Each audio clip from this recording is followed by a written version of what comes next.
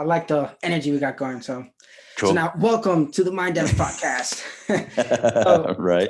on our podcast, we try to discuss more about get into the minds of other people to help develop the mind, body, and soul. And again, while building connection with other people. So, you and I, we can connect, and not just you and I, but the audience as well. So let's get into it. Yeah. Let's see.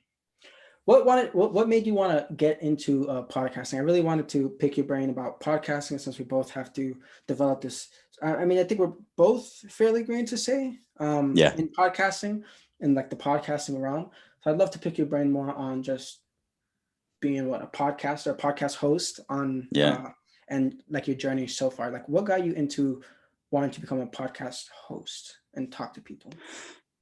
Right. So hosting podcasts was really initially, it started off as, hey, here's really just a way to start sharing with people something that I enjoy doing.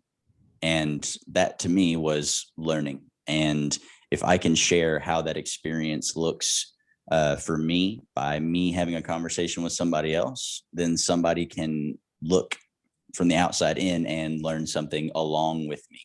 They can be in that process with me and do that. So that was kind of initially, I was like, okay, yeah, this will not only give me an opportunity to provide value to people by allowing them to sit in on these conversations. I really didn't know what kinds of people I was going to be talking to. I knew it was going to be people that I enjoyed listening from and people that I enjoyed learning from. And I didn't quite know what that was going to look like. But when it first started, I was a little bit like, I know I'm talking to some cool people. And there was even a couple of things in there where I was like, oh man, I got an opportunity to talk with this person. Mm-hmm. And the more that it's developed, I have severely surprised myself with the amazing people that I've been able to have conversations with. So that's initially what got me interested in it, was sharing my conversations of my just interest in growth, and somebody's going to be able to have their own. Because I did it was a little while later, I started realizing, okay, what am I going to do to help people who maybe don't latch on to some of the things that we get to talk about on the podcast? Because I can have a conversation with somebody, and then whenever I go about my day, I might pick that conversation apart a little bit in my head and be able to find some more takeaways. And I was like, okay, but what if there's people who are listening that don't get those same takeaways?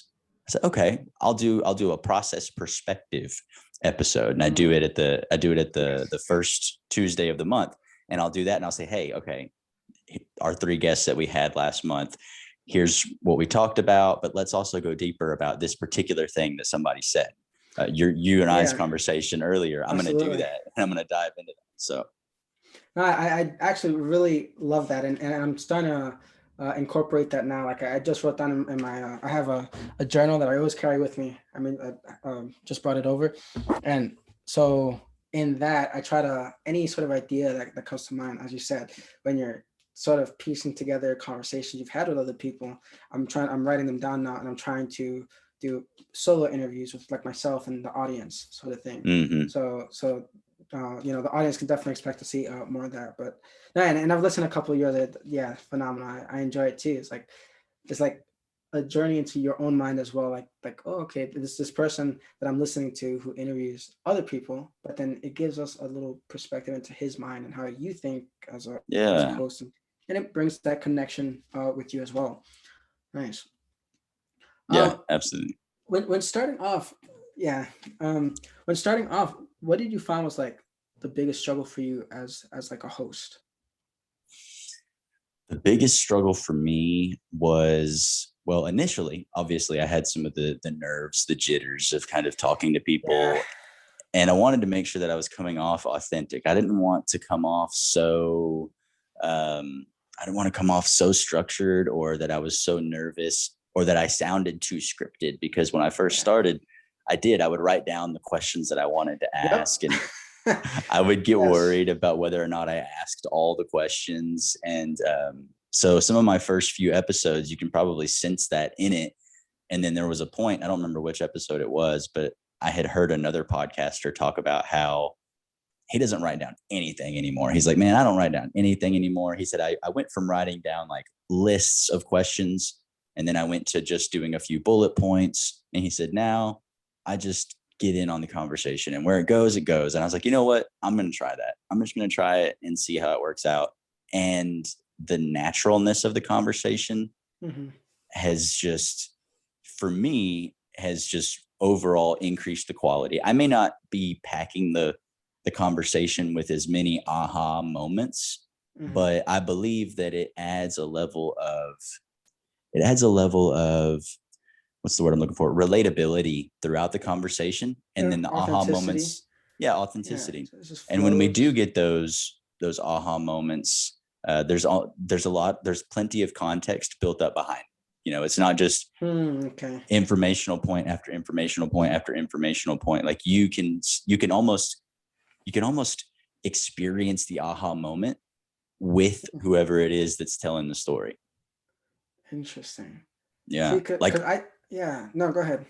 I was just going to say, like when we were having the part of the conversation on what we're going to show on my episode or on my podcast, you were talking about the your building up of everything that you've done in college and the things that you've tried and the things that you've done.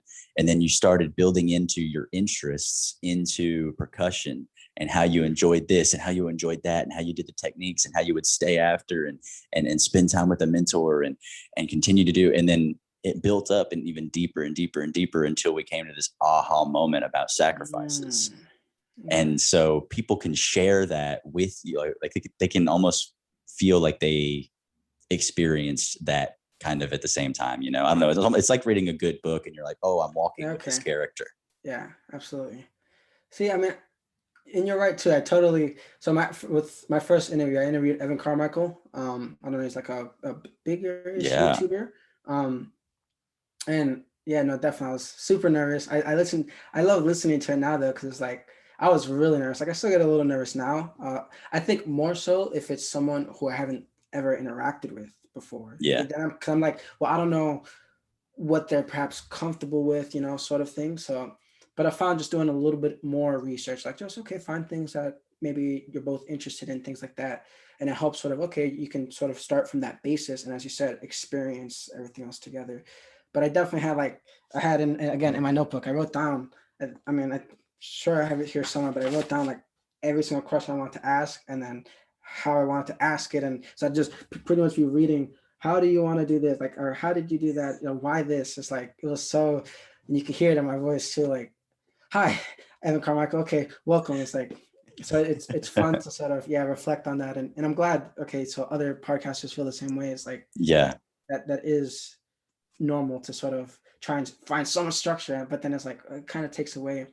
So then, but you're saying you're also a believer now, it provides even more value if it's natural. I find that interesting because to me, it's like, well, shouldn't there maybe be some sort of like, what is maybe one thing you want to get out of today's podcast? Or do you just like, do you have perhaps some sort of, I'm sure you do, but like a question or something you like to go into before you do the podcast? Okay, whatever happens, I want this or this or this to happen.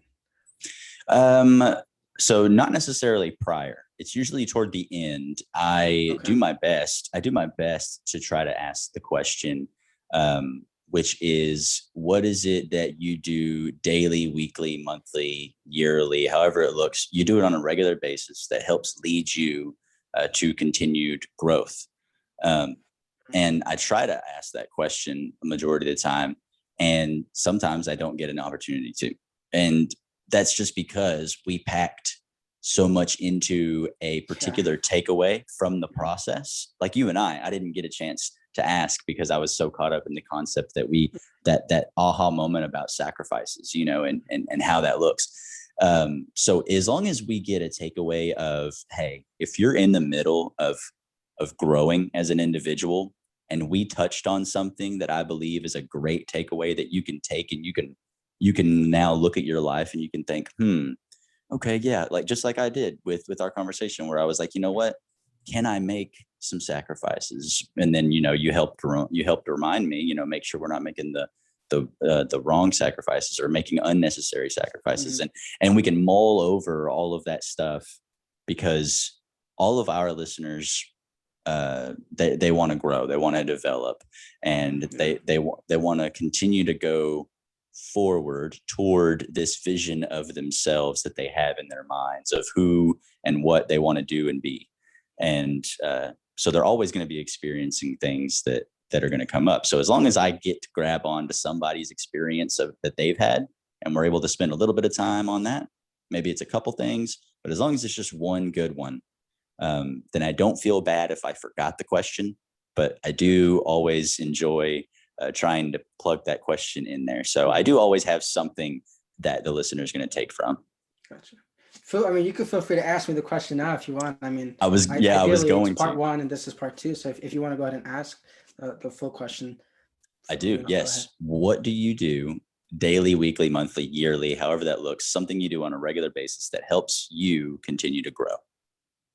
Daily, weekly, monthly, yearly. Let's see. Well, daily, I wake up before 5. I found that for me has been like I try to play it in my head now. It's like wake up before 5 if you want to be happy and have a successful day, Mm-hmm. right? Because I've just found if I don't wake up before 5, let's say I wake up 6, 7 o'clock, I don't find myself as productive. I haven't learned as much as I've wanted to from books and whatnot, and I haven't just made time for myself, like for like thinking of as let's say Blake as a person, and you can see yourself from the outside. So for the audience, like look at yourself from the outside as someone you should take care of or treat. Right. I find if I don't wake up before 5, I don't feel like the full Ryan. I don't feel like my full self. I feel it's kind of like So waking up before 5. Usually I try to aim for 4, but I've found, and again, trial and error. Embrace the process of it. It took me months to figure out how to do it for me. So it's going to take months to figure out how to do it for you if it's something new you're trying to do. As long as you're being intentional and learning from it, it's fine. Embrace the suck of that. Like it's going to suck. I found if I go to sleep around 9 to 10, I can wake up around 4. If I go to sleep anytime after that, 4:30 is a little better. So Mm, usually like I have a hard stop at like 11 right. because I find myself either coding or editing or something till 10, 11 sometimes. So, crap, okay. But I do try to set a point of around 9 to 10. But so when I wake up, it's workout to just get something, the heart pumping, get kind of going. So you're not just like, oh crap, I woke up out of bed. This sucks. This is the worst thing ever. Because it still sucks to this day. Like, I don't like waking up, getting out of bed. I mean, I don't think anyone really does. And I don't like cold showers. But I'm actually trying to also implement cold showers now into that routine as well. Yeah. Work out, get the heart pumping. I'll stretch slash meditate. I don't so I have a journal right over there, but where I try to reflect if I have a lot of thoughts in my mind. I found if I do it every day, it feels a little forced. So I find myself doing it every 2 to 3 days. It just works for me. If Mm, if you're someone who overthinks everything all the time, like to the point of like it's stressful, I do recommend journaling more, once in the morning, once at night. But I found most days it's like I can do it every 2 to 3 days, but there's some weeks where, so I guess sort of a weekly schedule or weekly ritual, I do have to journal twice a day, once in the morning and then once at night, sort of thing. okay. Um, just don't forget that the journal or whatever you use to maybe meditate or whatnot is a utility for you. Too many people feel guilty if they don't journal every day. It's like, well, that's fine, right? Like Right. just think about again the intention. Like, what do you want from that? It's there to serve you, right? We don't serve the book. The book is there to serve us. So, doing that, and then pretty much reading. I'll try to make sure to read at least minimum 20 minutes every day.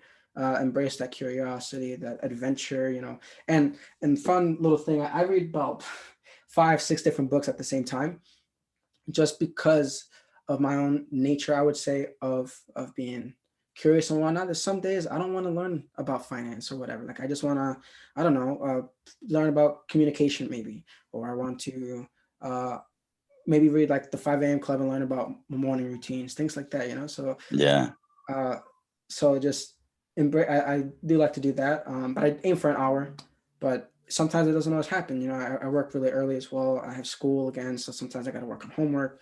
So it's just like find what works for you. But I think I found myself doing that uh, daily and weekly has definitely helped.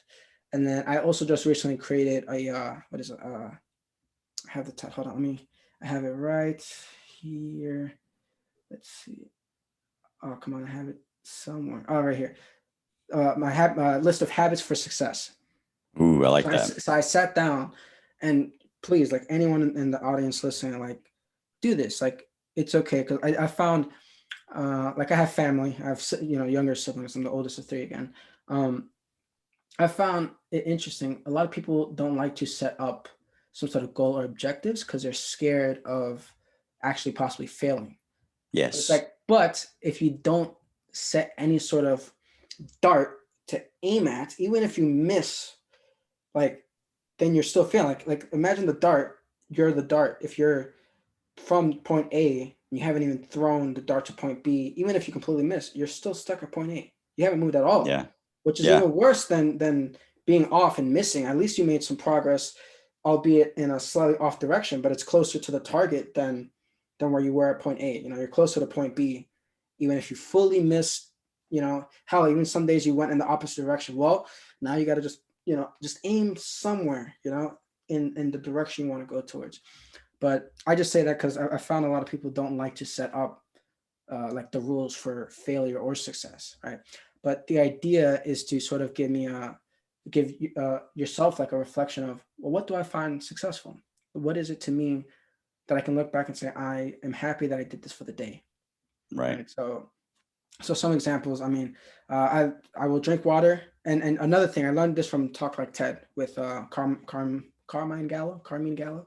Um, I forget the term that it's called, but pretty much you want to structure is I will whatever task you want to do at whatever time in whatever location. I found Hmm. that setting it like that specifically does help a bit more for other people. For me, I didn't really need to set it up that way, but it's helped. I mean, because I'm more of a if this is what I want to do, I'm going to do it. But I know for some people, even though they say it out loud, they might not stick with it, which is human. We're just human.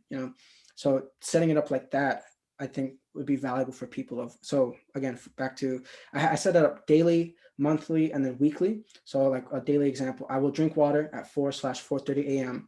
when I wake up because Hmm. I think a lot. So I like to drink water and sort of cleanse the body and sort of wake up, feel refreshed, right? Yep. Yep. I have another one. I will work out at 4:30 a.m. after waking up, and I will work out in the living room / outside. Go for a nice. Some days I just go for a walk because some days it's like Yeah. my hip kind of hurts. Maybe I just need to spend more time stretching something. I'll just go Right. for a walk and get that cold air in the lungs. And again, all these things are here to serve us.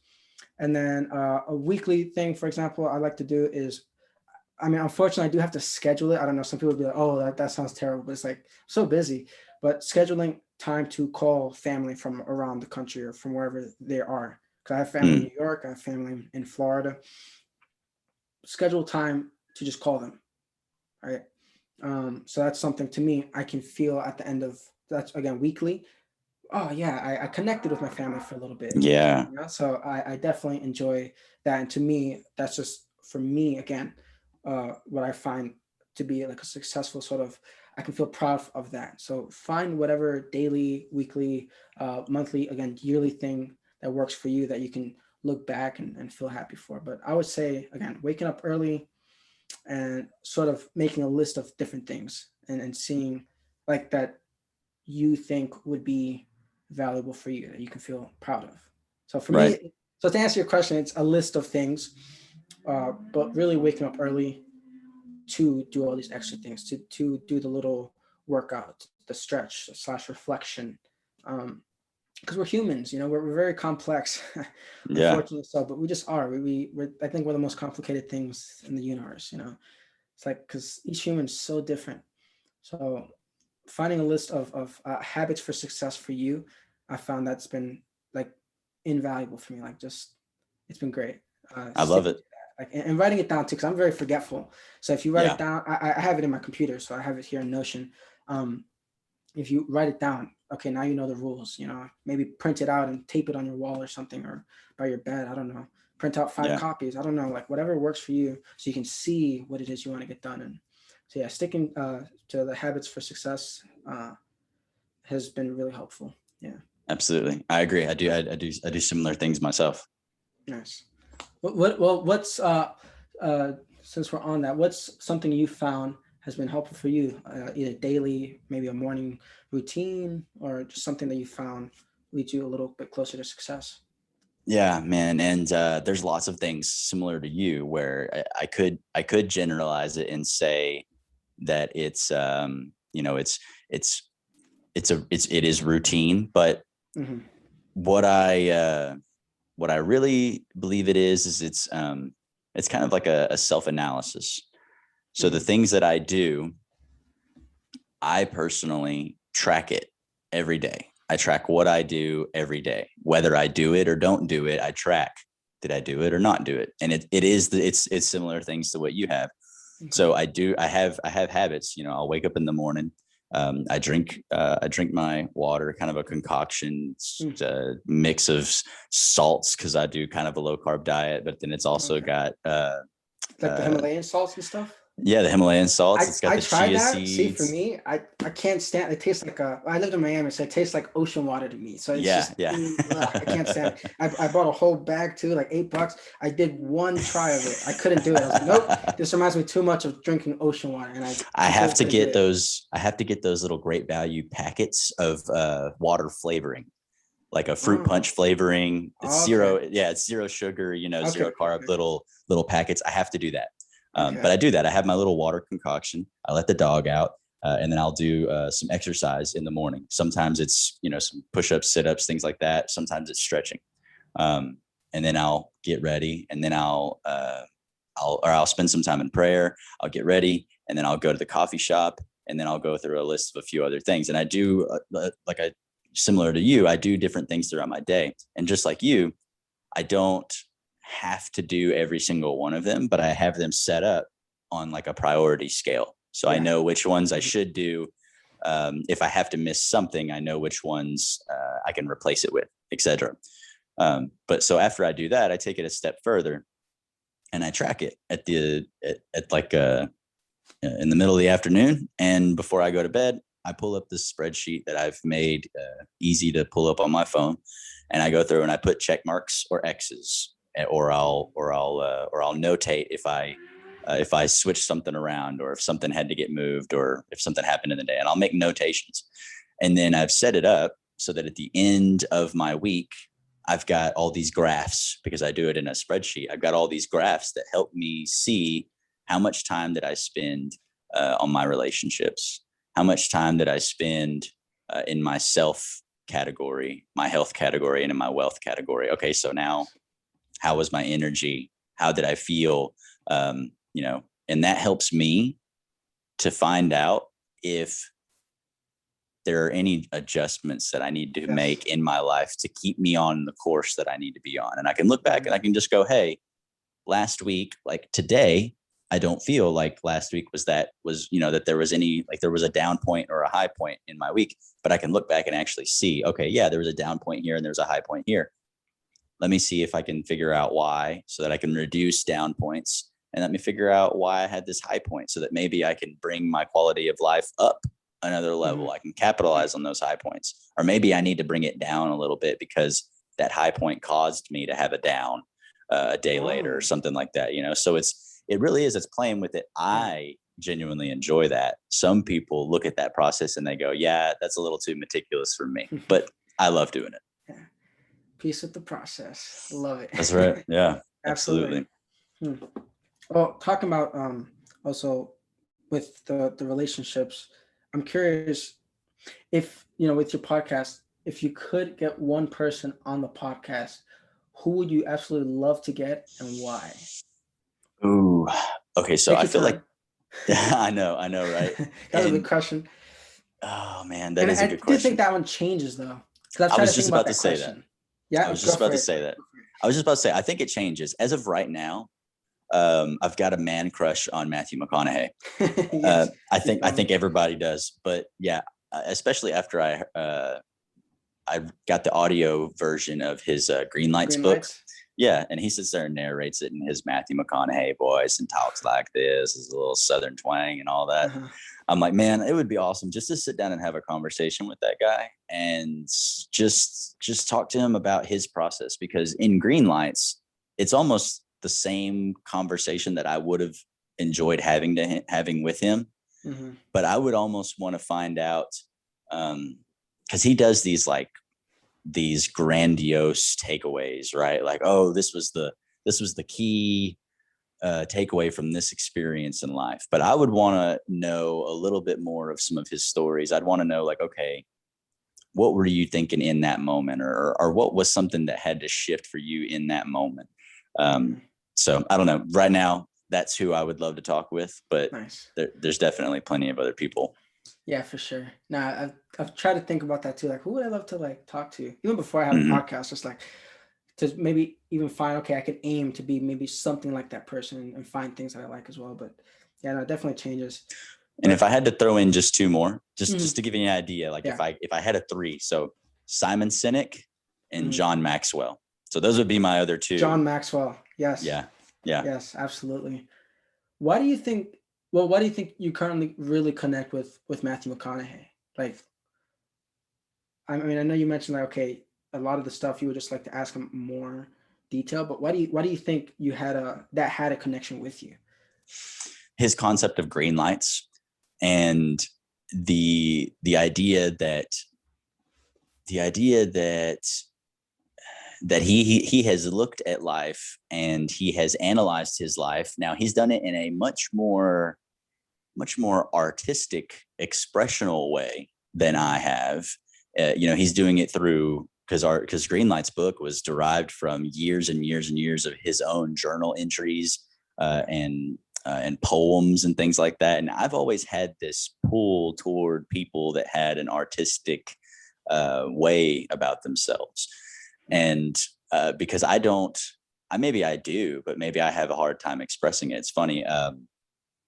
Who was it? Nick Velasquez from our mastermind. Mm-hmm. Me and him talked and had a podcast episode together where we talked a lot about creativity and how to actually express that.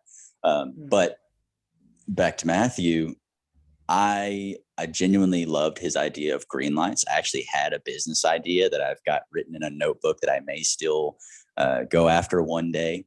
But his concept of green lights lined up with it. I was actually going to call it Green Light Academy or Green Light Institute. So I don't know. There were several things that linked up, and I was just like, yeah, he's got this way of having takeaways in a poetic way. And that's something that has caught on for me. Okay. Nice. Yeah, no, I haven't read Green Lights yet, but everyone's told me that they absolutely loved it. I'm like, don't worry, I'll pick it up. It just doesn't feel like the right moment just yet, but right. I've heard it's really good, and yeah, I know he spoke a little bit about it. Like, it's just takeaways from his journals that he's kept throughout like his decades of being on Earth. I'm like, oh, that's cool. So yeah, nice. So then I'm curious, what have you found within the podcast that you've really enjoyed and has also been perhaps successful for you? Something on the podcast that I have enjoyed and that has been successful for me.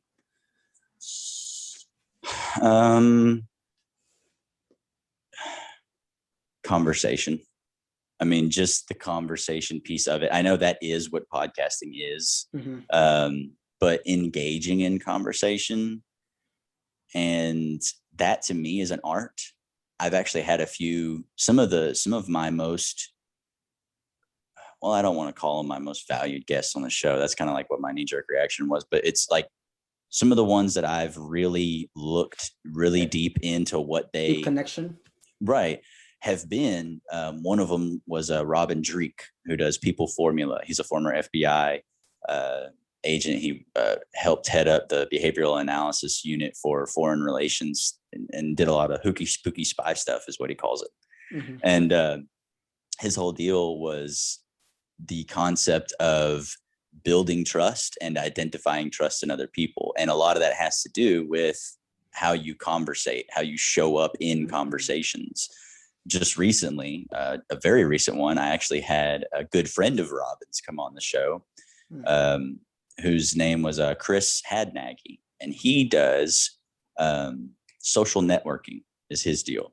And he kind of pioneered the concept of social networking. But before social networking, he would look at basically securities. So how to make sure that your security defenses couldn't be broken into. So he would actually go and break into he would call up a company and he would call them up and he'd say, hey, can I get your password, pretending to be somebody else? And then he would go even further and he would show up to these buildings wearing a technician shirt and sneak into these buildings and try to get into locations within these like armed facilities that he was not supposed to be in. He's been chased away with MP5s and hopped in his car and drove off at high speed, and he'd been arrested like 5 times. And and then through that, his whole deal was what you can find out from people in conversation, because you have to talk to people to get to the next level of security, to get to talk your way into doing that. So conversation has always been my first book I picked up was How to Win Friends and Influence People by Dale Carnegie. And 80% of that book has to do with how you conversate with people. So what do you think was or is currently the biggest trait you found has helped you communicate better with other people? Because like for me, I've found it's difficult to communicate with people you, again, never really spoken with or talked to. Mm-hmm. So what's something that you found is perhaps like a communication technique that has really worked for you? Keep digging until you find something that interests you. Now, I've been told, because Dale Carnegie says it, and there's so many people that build their work off of Dale Carnegie. They talk about the concept of having a genuine interest in people. Well, I struggled with that. And to me, it was not natural for me to be interested in you and who you are and what you do. Yeah. I think I was just being point blank. I think I probably grew up naturally a bit selfish. If someone tried to drum up conversation and we weren't having an interesting conversation within the first 5 minutes, I didn't care to talk to you anymore. Like I was going to move on. Much, yeah. Right. Like I was going to break away. We were going to do something else. Or I was going to try to talk about myself, or I was going to try to talk about something that I did. And that's like the number one thing you don't do in order to have good conversation. So I struggled with this concept of how do you find a genuine interest in people? And then that led me towards kind of, trying to figure that out, led me toward, asking questions. Well, you ask better questions, the more interested you are. But I found that if I can't get interested right off the bat, I just got to keep asking questions. There's something interesting in everybody. And I learned that the more that I do these podcast episodes, the more that I talk to people who are used to talking to other people as well. And they're used to kind of conversating, because it does take 2 people. You can't sit there and like hardcore interview somebody so much, they'll eventually get disinterested, and it's almost like pulling teeth. So you do have to have somebody who is allowing themselves to conversate with you. Yeah. But I have found, that building the skill of asking questions until I find something interesting, and then I just start wigging out on whatever that is, because that makes the other person feel good. I feel good because now we're talking about something that interests me, and we're both benefiting from the conversation, because now we can start rabbit holing more and more and more. I like that. Yeah. And that builds connection between you two, because now, the person sees you're at because, even if you try to be interested in someone, I do think there's that extra level of when you are genuinely interested. As humans, we can just kind of tell, hey, he's a little more interested in this, even though he was trying to be focused and whatnot in the other topics. So I think it definitely helps build that connection with whoever you're interviewing or who you're talking to. Just the genuine interest, like not that even that you're forced, but like it's just something you both actually really like. Nice. So what have you found is, as podcast to podcast host, like perhaps your favorite question to ask other people? Like not the one you ask all the time, but just a one you're just like, I love asking this one question. Let me think about that. Heard about that, like a question where you're just like, Holy crap, that's such a great question. Because, like, I mean, you mentioned John C. Maxwell. I've read a couple of his books on leadership. I always hold the good leaders ask great questions. I always Mm, have it with me for interviews, just to kind of, because when I was first trying to do podcasts, I was just like, oh my gosh, like I've never done this. I'm crazy. Like I don't talk to other people. It's not something I do like that. Again, growing up with being the oldest of three, I didn't really have time to talk to people and whatnot. And then, as you said, when you're in high school, college, you're just kind of me, like you're not right, used right, to right. conversing with other people. But I found with John C. Maxwell, like answering questions is pretty easy. It's finding the questions to actually ask other people, as you said, to build interest and connection that can be very difficult. Yes. So thank you for deepening into into that question, because it's given me an opportunity to come up with my answer. Yeah. I think Yeah. my answer would be, how did you get to where you are today? That is a question that's so open-ended that, depending on the person, they could start a few months ago, or they could start all the way back from childhood, and you never know what you're going to get out of context of that. And it really exposes a lot of what that person values. To ask them, how did you get to where you are today? How did you end up doing what it is that you do today? Hmm. And it exposes a lot about them. And expose may sound like a conniving Yeah, but word, it's but just like it allows, as you said, open-endedness and like depth with that person. Again, yeah, connection. You can go in any direction you want, pretty much as far as the rabbit hole goes. Like, exactly. nice. No, that's a good question to ask. I like that one. Huh. Yeah, because I've just found myself like, okay, like sometimes there are questions I just want to think about. There's like, well, that'd be a tough question to answer. It's like, oh, I gotta use that question in an interview. Like, and I mean, just learning from our conversation on what's going to be on your podcast, Peace with the Process. It's like try not to be so structural with things, so trying to be more natural. But I like to also think about a couple questions that I've always just found to be interesting questions, and I'm Mm, curious to see how people answer such an open-ended question. right. Nice. Huh. I like that question a lot. I'm like, thinking about it. Hmm. Um. Okay. So, huh. And when you started with podcasting, what was like, what was the thing that sort of kept you going through that what uncomfortability? Because we both agreed like it can be uncomfortable talking with people that you don't know, especially starting off. What was just something that helped you go through that path of just like, oh, this feels weird, or uh, oh, like just keep going. It's cool. Like just ask more questions, as you said. Right. With In the moments where I would get very, very nervous talking with somebody, it would really just be, the most comforting part is that a lot of times people enjoy talking about themselves.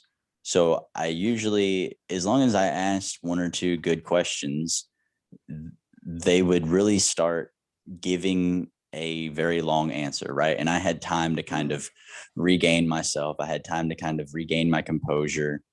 And at the end of the day, realizing that if I really freaked out and I just wanted to hit end on our Zoom call, I could literally end, I could That's end true. this whole discomfort at any moment by Yes. just going boop and being done Yes. with it. And I didn't ever want to, obviously, because I wanted to capture the conversation and I wanted to share it on the podcast. And really, the repetition of talking with people, of realizing how many people enjoy, and I'll actually say, the opportunity to tell people, and this, I hope this comes off right, but the opportunity to tell people that I didn't think that our conversation was a good fit for my podcast. When you're at a point where you feel that, because I've had some people who've gotten into conversations and they were just trying to sell their business the entire time that we were on the conversation. Hmm. Or I've had some people who dove very, very deeply into some moral concepts that I thought to be just very immoral, to the point where I just didn't want to share that type of negativity with an audience. And when you get to a point where you realize I've got standards for what I want to deliver and the type of value that I want to provide, you put yourself in this position to realize that the people you talk to are very important, but you as the leader of your podcast and your platform, you're very important. And you, I don't know, you're able to put yourself on equal standing with whoever it is that you're talking to. Not only do you feel you need to show up as a good host, but you also feel that, I want to make sure that they show up as a good guest as well. It's just this equal respect that helps level that playing field of nerves. Like, I don't feel so nervous because I'm also hoping that they show up well as a good guest. Because if they're not the best guest, then sometimes the conversation can really get, a lot of the weight of the conversation can come back on me, and I got to carry the conversation a lot. You know what I mean? Like, I'm having to dig, and you can tell when those conversations happen. I've had a few that I've gone ahead and aired on the podcast because we did find some good nuggets. But you can tell. And sometimes that kind of, I just got done reading Ryan Holiday's book, Ego is the Enemy. So I'm starting to notice those things that boost my ego, and maybe it's a little bit of a healthy boost, but then also realizing don't let that be a boost in the wrong direction type thing. So, it's really just realizing how, as important as the guest is, you're also very important as a host, because otherwise people wouldn't have an opportunity to receive the value that you bring to them. Yeah. Have you found yourself ever not airing like an interview that you have with someone? Only twice, and it was for the reasons that I told you before. Okay. Like, one guy was getting into some real spiritual stuff that was like some deep, dark spiritual stuff that I just didn't feel comfortable sharing with the audience, because it was really the core of the whole conversation, which I didn't feel needed to be the core of the conversation either. I see. Okay. I have no issues with having people on my podcast that have different beliefs and different spiritual beliefs, but if that becomes like, hey, this is the core of the conversation, it's really just not, that's just not my platform. It does. It takes away a little bit. Yeah. And then the other person was trying really hard to sell their business on it. And it's not their fault. They were very new for the person who was selling their business. They've never been in front of a camera before. And so nothing too intense, but it was just kind of quality measures to make sure that the value remained good for the audience. I see. All right. Yeah. Cause I'm trying to think about like, well, what if that happens to me? Like, would I still air it? Like, would I still share with people? Because to me, it's like, well, in a sense, it could still bring value to other people. Like, who am I to be like, in a sense, play the role of God, right? Like this almighty thing of, you have to listen to this, but not that. But I see what you mean by like, well, you have to sort of set a standard for your podcast and sort of play the filter of the overall message wasn't what I wanted to convey. It didn't, connect and have the intentions that I wanted. So maybe I should pull the plug. Okay, interesting. And there's it's the whole concept of censorship is real big right now. Like the concept that anybody would want to keep anybody from being able to experience something is a big topic in today's society. Nobody, because you got a lot of your social media platforms, they try to keep you from seeing certain truths because maybe that is the case, maybe it's not the case, whatever that is. So people have this heightened awareness that, well, if you're keeping me from being able to hear that, then obviously you have a different agenda. Well, I can honestly tell you that my agenda is to make sure that that you are provided with wholesome value, and that it's directed toward the concept of growth. And most of the time that's growth in an entrepreneurial sense, or that's just growth in a personal sense and how that journey looks. If it veers too far off in one direction or the other, you can still have that experience of that type of conversation. You just would get it from somewhere else. Like you have the access to all these platforms in the world. just because you can't get it from me doesn't mean I'm depriving anybody from that experience. You can get it anywhere else. I would actually counter that because, well, yes, right. Like, of course, you can experience that person from anywhere else, but we will never experience that person with you, and that's Mm, slightly different. I mean, I totally like see your point as well. Like, okay, like, yeah, maybe they can just experience that person in a slightly different situation with someone else. So I don't know. I just something I've been recently thinking about. Like, I read Patrick Bet David's the Your Next Five Moves. mm, Reference a lot of Joe Rogan's uncomfortable podcasts that he's had, and he's had a couple. I'm like, oh yeah, that is uncomfortable. Joe Rogan's podcasts are pretty long, so I don't find myself watching the full things, but I do try to reference and learn from his podcast, of course. And right. there are like two where it's just like that whole message was just like, as you said, the overall. There was one where the overall podcast just felt weird, and it wasn't on Joe Rogan; it was on his guest. And Right. another one where Joe Rogan got a little uh I forget I forget is it I forget who the name of his guest, but one he tends to have regularly is a younger guy, and he was in the MMA, and he started talking about how like he's not he's a good fighter, but he's not part of like the titan of fighters, like part of like the best of the best. Like you should just quit now. It's like it got kind of uncomfortable, but it did bring value to people. So I find it interesting. Like, like you just each individual person has to make the call for their own podcast. Nice. Well, talking about, I guess, what failed conversations, if you will, for podcasts with people, I am curious. How do you think failure as a whole has shaped sort of your life up to this moment, as well as shaped the overall flow of your podcast? Failure. Yeah, I love Right. talking about So failure. It's like no, embrace that's the good. failure, you know? Absolutely. And man, I've met some instances of failure, but they weren't too huge. So my general story could be summed up by saying my my initial interest in growth started with the concept that I had a good work ethic, but I had a bad attitude. So I did get into instances where my attitude caused issues with being a good employee. So I picked up a Dale Carnegie book. I start reading. That's what kind of gave me my introduction to self growth. And I didn't really experience failure, maybe in small ways, as a kid, and you try this or you try that, and you get a little hint of failure, but something that was maybe life changing. Because the biggest success I ever had was going out and selling everything I had and spending a year building a van and going off on a van trip for 4 or 5 months. I thought I was going to go for my entire life. So I suppose in a sense you could consider that a little bit of a failure. And maybe I might have a hard time answering this because a lot of times I don't view failures as failure. Yeah. I view them as a redirection. It's just a Yeah. redirection.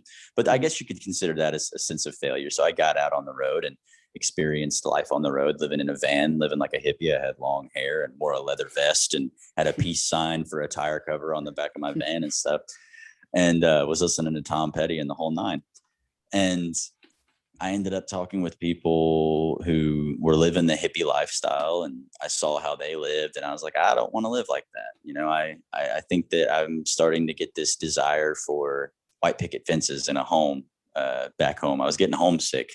And so I came back home, and I had told everybody at my job that I was leaving and I was never coming back. And I ended up coming back to that job. So there was a sense of feeling like a failure when I showed up. And I wanted to justify it to people and just say, no, I didn't fail. I successfully sold everything that I had and spent an entire year working on a dream to go and try to experience what that life would be like. Now, did Okay. I ultimately achieve living life on the road? No. But if I did, and I did it in vain, Yeah. then it wouldn't have been, that would have been horrible. We're humans. We could change in a day, Exactly. It's like, and I truly appreciate that message too, because that teaches us, well, embrace like that change as a person. Like overall, it wasn't perhaps the goal you wanted, but you love the process of that. So it's like, I loved that yeah, process. And that yeah, built a foundation for me for the rest of my life very deeply because I was sold out on the concept that if you set your mind to something, you can achieve it. Because there were so many people who told me, man, you're crazy. There's no way you can do that. I can't believe you're willing to do that. That's insane. But then even when I did come back and I had to explain to people why I chose to come back, I found my next goal in life was live in a house with a white picket fence with a family. And guess where I'm at today? I've got a house that I'm about to move into. I was promoted 2 or 3 times within the organization that I came back to work at. I don't have a white picket fence. Thank you. I don't have a white picket fence, but me and my wife got married within that time frame.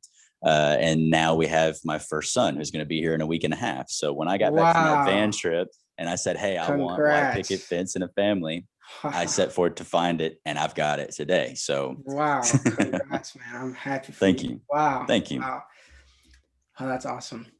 Well, I mean, now that we're talking about success, I mean, what do you think is perhaps the greatest lesson you've learned that has brought success for you throughout all that? The greatest lesson I've learned has been that there really has to be, and you and I touched on this a little bit, there has to be a sense of enjoyment behind what it is that we do. Because I know that there's things that we can do in our life that provide value, and it might be a good thing, but it doesn't necessarily mean it's our calling. I believe in callings. I believe that we've been designed and given gifts specific to who we are. And once we start figuring out how those apply, they will be something that fulfills us to where, like you and I discussed, we start making sacrifices. We start making changes in our lives that people think are crazy, but they seem normal or they seem fun to do for us because it connects with our calling and the gifts that we have. And once I had to go through some trial and error with that, once I came back and I realized, okay, I've got the family, these things are in motion, the white picket fence, the family and all of that. It's in motion. It's just a matter of time as to when the house gets built, when the baby gets here, all of that. But what am I going to start putting all my ambition and my effort into to provide value into this world? Yeah. I tried several different things. I tried a nonprofit, and I tried just a few other deals. Like I think, again, I told you about that green lights idea. I thought that up for quite a while, and nothing quite stuck with me. There was something about the processes involved with those that there just wasn't any joy in. Yeah. And I came back and realized that I actually used Simon Sinek's method of finding your why and asking my friends, he said, okay, there's a couple of ways to find your why, but one of them is to ask your friends, why are we friends? And a lot of times they'll give you the general answer. They'll say, oh, well, because, you support me and you're always there for me. And you have to play kind of devil's advocate a little bit and say, yeah, I get that. That's a friend. That's what a friend does. But why are we friends? Why have you chosen to make exactly you and I specifically? And again, they'll give you another generalized answer of what a friend is. And you got to go, no, but why are we friends? You got to keep digging. And eventually they get fed up. Exactly. Eventually they get fed up and like, I don't know, man. And for me, the answer was, I don't know, dude, you're always pushing me to be a better person. You've believed in me when I didn't necessarily believe in myself. You think that I'm capable of more than I believe myself to be capable of. And I just always feel like you're always pushing me to grow. Nice. That was what at least 2 or 3 of my friends said about why they believed I was friends with them. And I realized, I said, okay, that's great. That's what I provide value. That's what I do to provide value. Now, how do I apply that to a career? And that was kind of my mistake, was trying to figure out, how do I provide it to a career? It's really identifying it as a calling. Well, that's just it. How do I do that now instead of just doing it for 2 or 3 friends? How do I do that and do that for 2 or 3 million people? Yeah. Right. And that's when I realized, well, I can be for these people who, what Simon Sinek and what John Maxwell were for me at 21 years old when I was trying to figure out what I was going to do with my life. Well, they helped instill and grow me to figure that out. So I absolutely love that. Build like a sustainable process, Yeah. Like because there's some people who, well, I mean, we talked, it's like, for me, it was no problem to sleep on the floor or to choose, of course, the option, which is different, but choose option two star. It was like, for me, that was actually a sustainable process of sorts for me. Yeah. That might not be for you, but find in a sense your sustainable process. And I loved how, you were all for, traveling in the van. You did it for a couple months, but then you found that process that was sustainable a year, 2 years ago, throughout that journey of you're still with your parents trying to get to that goal. You did the goal for a couple months. It's not the same where you want to be for the next year, so you really Hmm. weren't afraid to find a new process in a sense that's sustainable, right? And well, then what is sustainable for you? Well, what are your intentions? What are your values? Like, well, like you said, even that changed.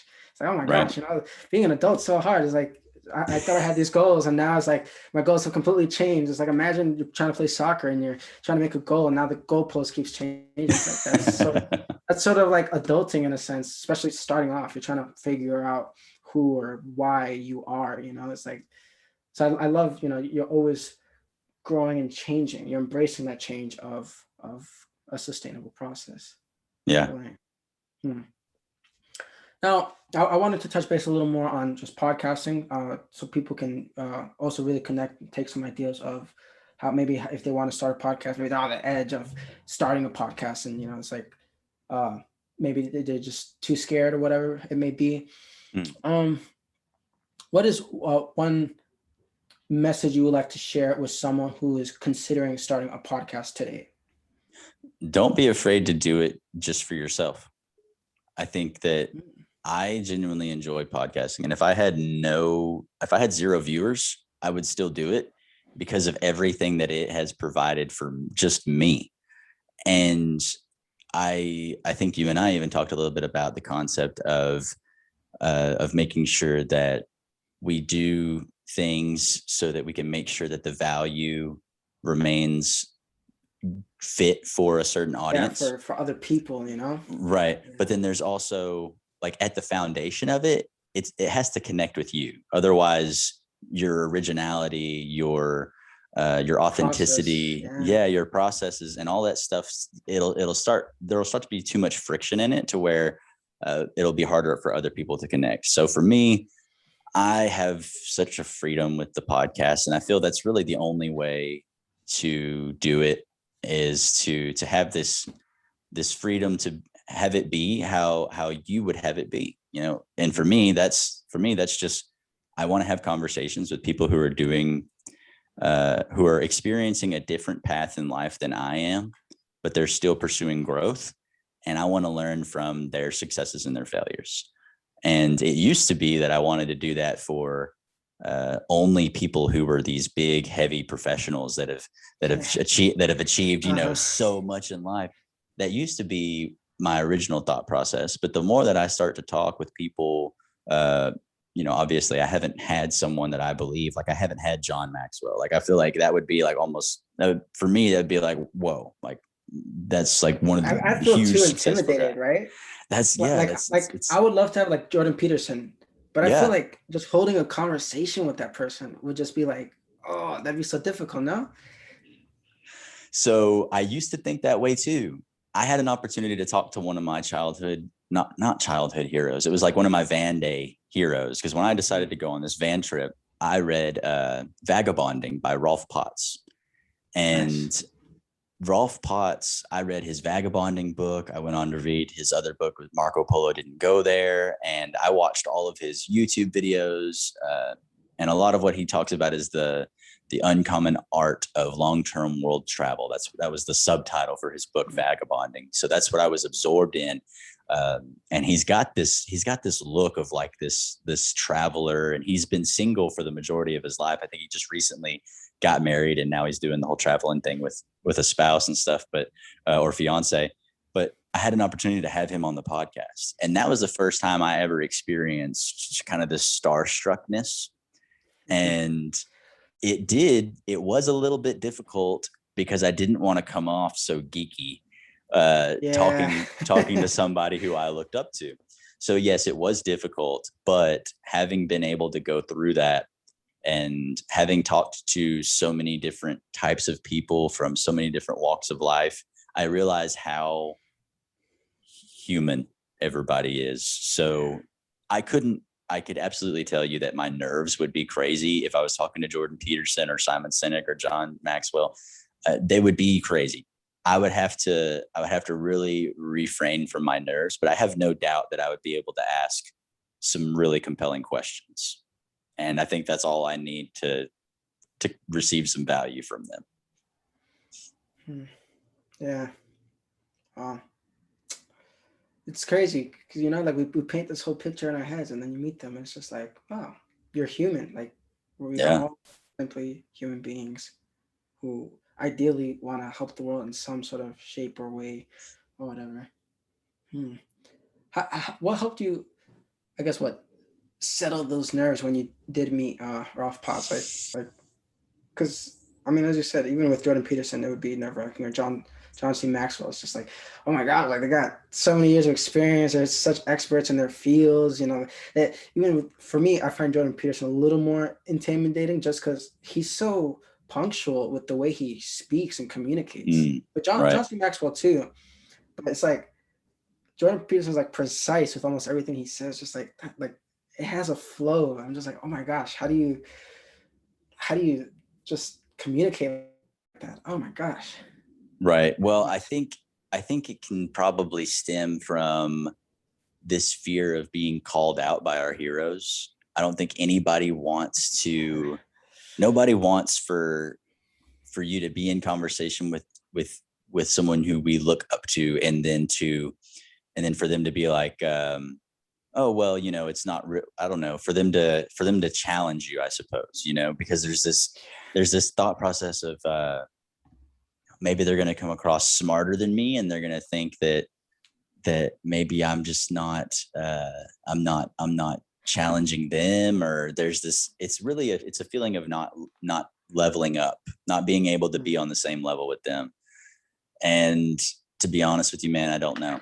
I have not cracked that code. Yeah. I'm not going to say I did it successfully. I'll say that I did it as successful as I could have done it in the moment, but I don't just grit and bear with it. The path through is through, right? Just right. Do it. Repetition.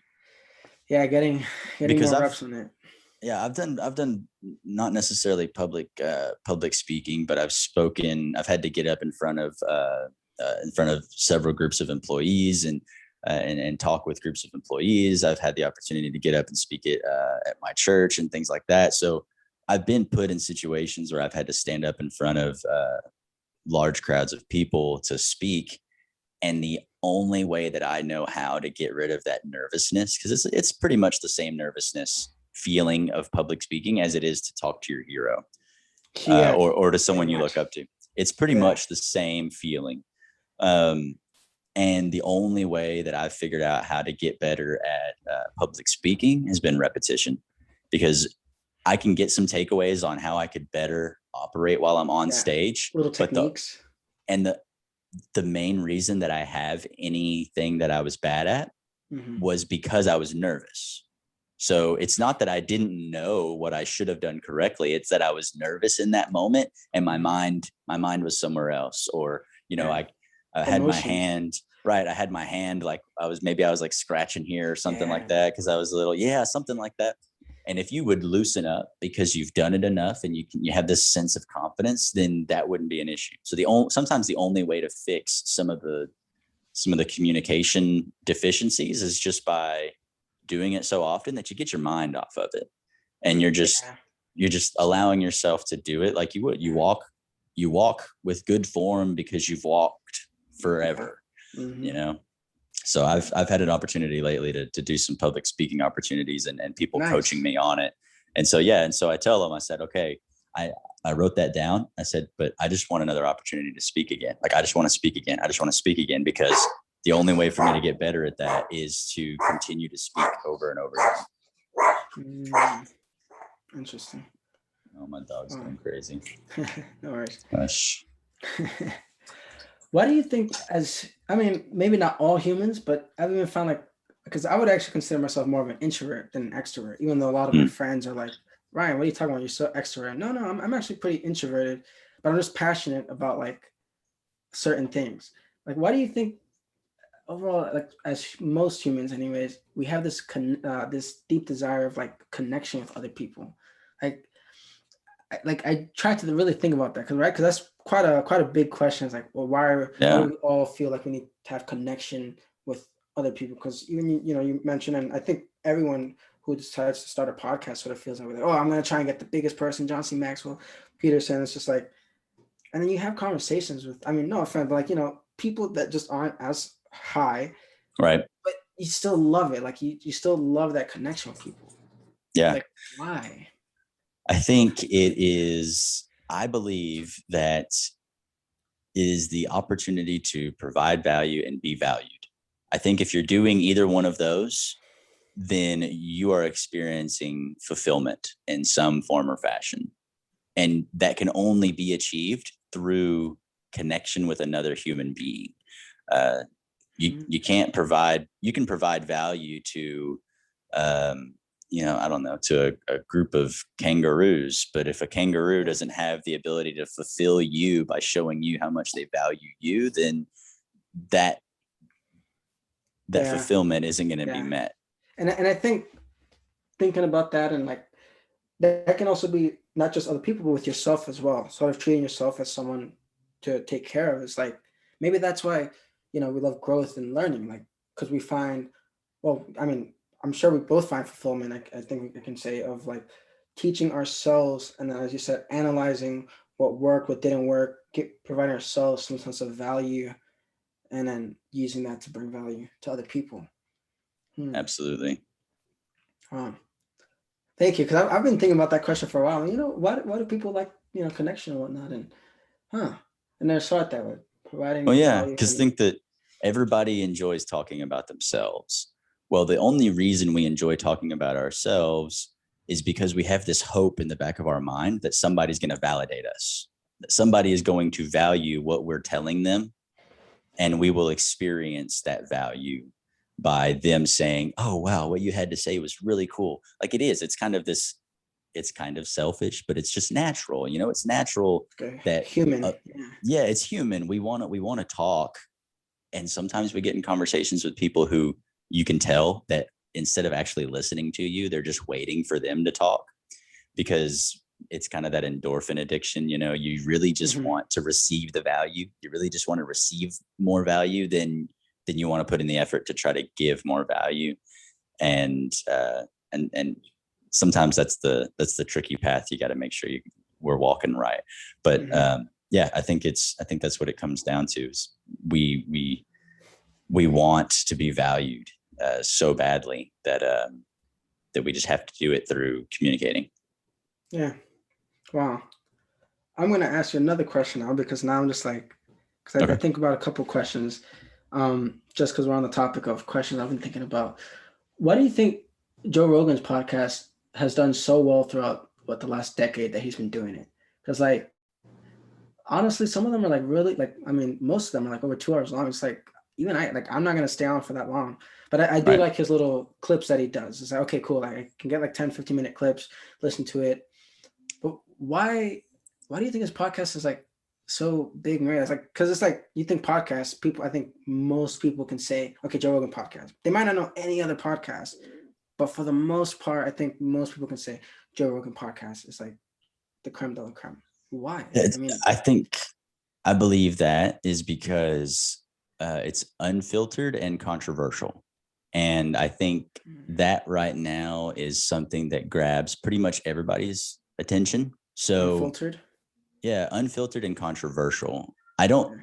like when I think about Joe Rogan's podcast, I cannot pinpoint a specific uh, agenda that the podcast has. Right? I've never been able to pinpoint like what is his necessary intention besides, as you said, like being maybe a little controversial, but also being completely transparent with people. Right. He's just having conversations. Yeah. That's literally all it is. But it's compelling because he's unfiltered. He he encourages his guests to be unfiltered because he's already got that reputation. People Yeah. know if you're going to go on the Joe Rogan podcast, you're probably going to talk about some stuff you wouldn't usually talk about on other people's podcasts. Yeah. And you're probably going to talk about some stuff that that is again controversial. Now, I think that's why it's probably received attention from the masses, because anybody can relate to at least a tenth of the episodes that he's put out, and he's put out hundreds, if not up into the thousands by now. I know it's like I think 11 or 1200 he got. Right. Yeah. Probably more. I'm honestly not thinking about it, but I know I've seen like at least 1,000 episodes for sure. Right. Oh yeah, I'm definitely unfiltered for sure. Yeah. Well, what have you found yourself sort of learning recently within, I don't know, last day, week, perhaps podcasting or just life in general? Let me think. For me, it's been, I want to say, how I learn. So trying to prioritize which area I learn and which area I start to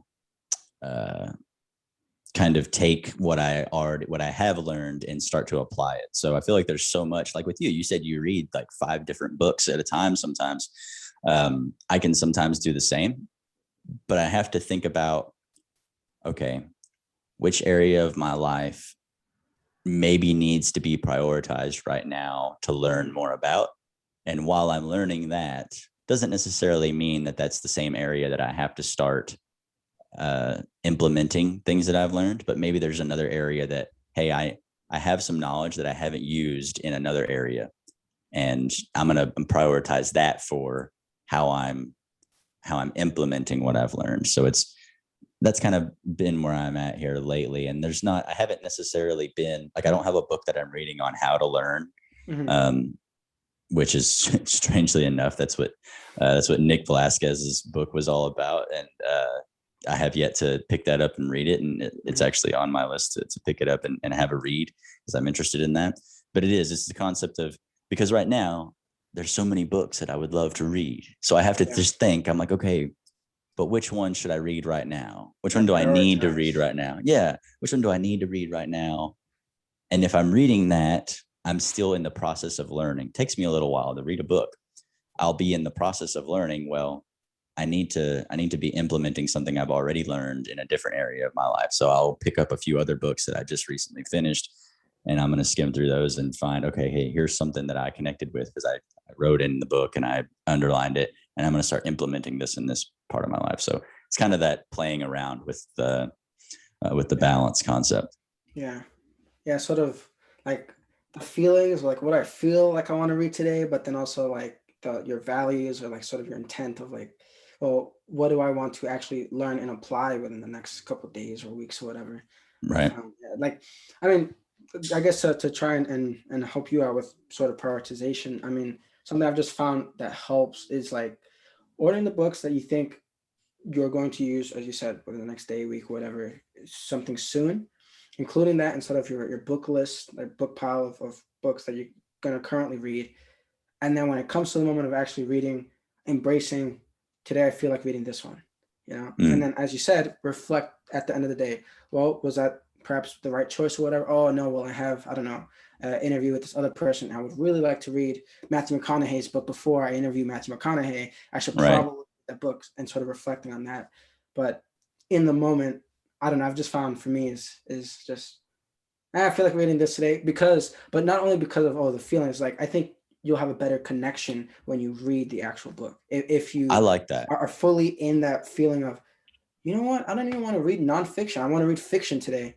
You're going to connect with that so much more. And I think that ties back to like self-education online. Like you know you best, even though you also don't. It's like a dichotomy, but you know yourself the best in that moment, the feelings and whatnot. So, and I think I genuinely enjoy that take on it, and I'm going to apply that, and I want to see how that turns out. Because, so for instance, I'm actually working on, I agree with that 100%, but then I also believe that there's a point where we have to decide is there something that we need to pursue from beginning to end? And we need to just have the self-discipline to see it all the way to the end. Yes. But like you said, like, there's a balance between it. We have to have that level of, I want to just say it's kind of common sense. Well, I want to almost say like common sense, because it's like, okay, well, if you don't do this, if you don't read this one book from beginning to end, is there any, what's the word I'm looking for? Is there any cost? That's not the word I'm looking for. What's going to happen if you don't, basically? What's going to happen if you, opportunity cost? Right. Basically, like, is there anything that if you don't read this from beginning to end, that is going to happen to affect you negatively? So I'll just, for instance, I had the opportunity to do a book review on a book for book thinkers, and they sent me the book, and I know that I need to read it, and I need to have it done from beginning to end within a certain time period so that I can do the review on it within a certain time period. That to me is common sense. I need to finish that book before, or at the very least, I need to have a plan. I'm going to read, if it's a 100-page book, I'm going to read 25 pages a day for 4 days. This way I can have it all done in a week. Right. But then realizing that if there are no constraints, to just let yourself be unconstrained. Let yourself just do like what you said. Connect with what connects with you at that moment. And I think that's something that maybe I struggle with, because like I told you in the beginning of our conversation, I like analyzing what I do and how I do it on a daily basis in order to help me be most proficient. And if I think too much about proficiency and not enough about creativity, then I lose a little bit of, I don't get to explore creativity. Maybe that's why I'm so attracted to people who are doing creative things, like we talked about, like why I was attracted to Matthew McConaughey's concept of green lights. Opposites, it's like, I'm coming to this realization as I'm talking it over. No, absolutely. So, developing together, like growing together, absolutely. And well, I'm going to share another concept, because again, we've been on this topic. There's a couple of thoughts I've been thinking this last weekend, to be honest. I've personally found there's like people think chaos is a bad thing, but I think there's two types of chaos. There's a good chaos and a bad chaos. The bad chaos, there's no rules, there's no constraints. You're allowed to do whatever you want.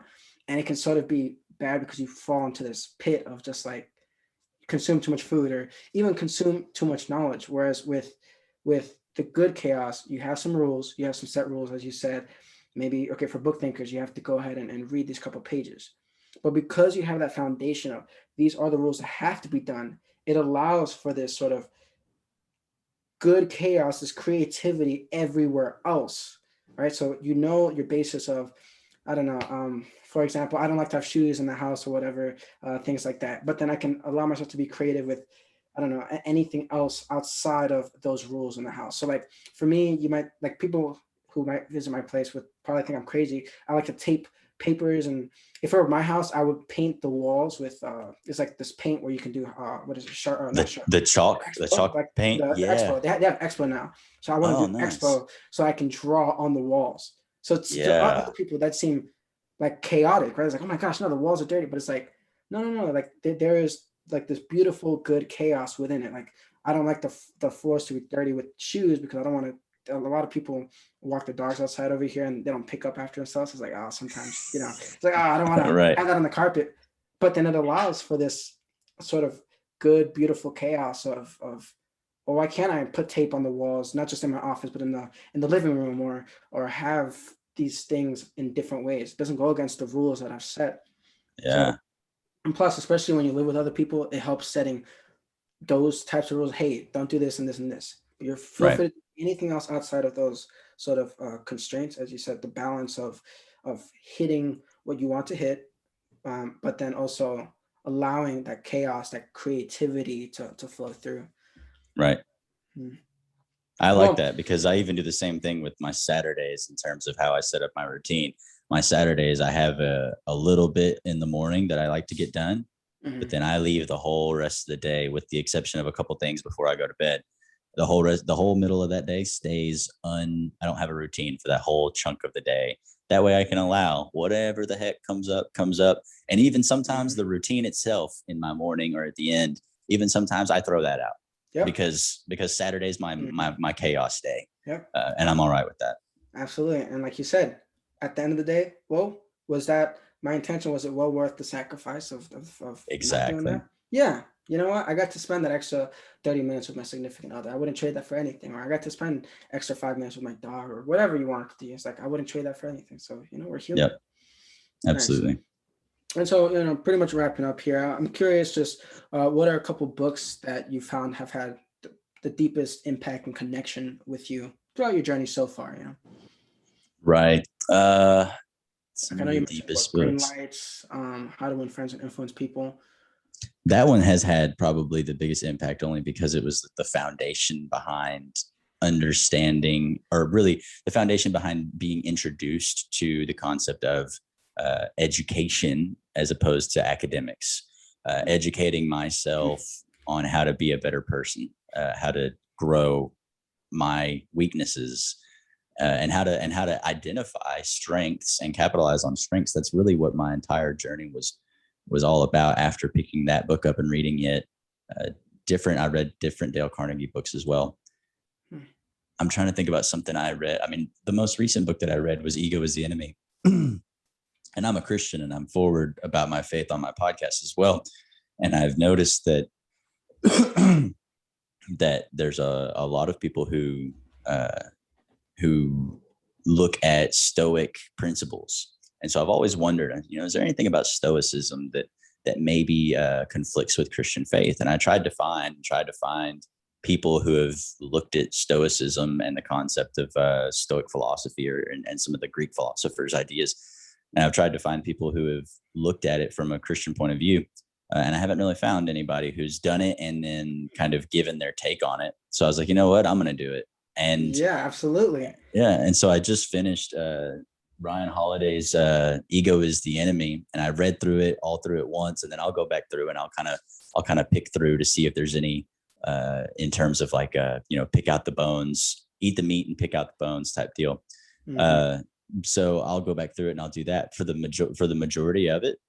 There's a lot of meat in that book. And I've definitely found that considering ego the enemy to definitely be a Christian concept as well. And so that's definitely had some influence on my life. And I've even seen other instances where Christian philosophers have used other philosophers who didn't share the same faith to help convey thoughts and ideas. So it's opening up a lot of different things for me right now in terms of spiritual philosophy, I suppose.